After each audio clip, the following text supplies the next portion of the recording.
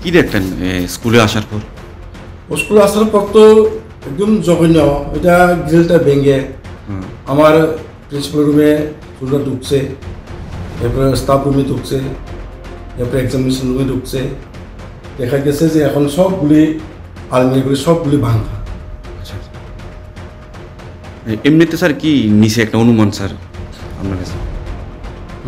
এমনিতে কি নিচে একটা অনুমান স্যার? এখন তো না দেখলে কিন্তু বুঝবার, এখন তো জানাবো কি আছে। সার্ভিস বুক আছে, আমাদের ল্যাপটপ আছে, এরপরে তারপর কেস নাই মনে হয়, তারপর কেস আমরা রাখি না এই কারণে। তো স্যার এই স্কুলে নাইট গার্ড নাই স্যার?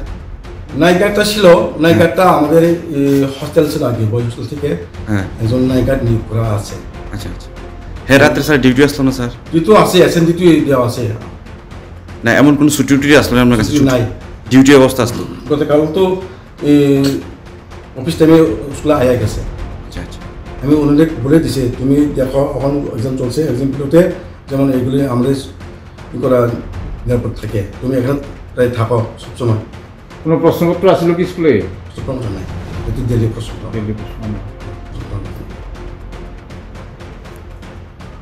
সমস্যা হয়ে গেছে তো স্যার। আগামীকালে সিবিএসই এক্সাম পরীক্ষাও আছে। আগামীকাল হ্যাঁ, কি পরীক্ষা আছে? সাবজেক্টটা মাধ্যমিক স্যার পুলিশকে ইনফর্ম করছিলেন স্যার? পুলিশটা এই মতো আমি আয় পড়ছে এখন ইনফর্ম করে দিব।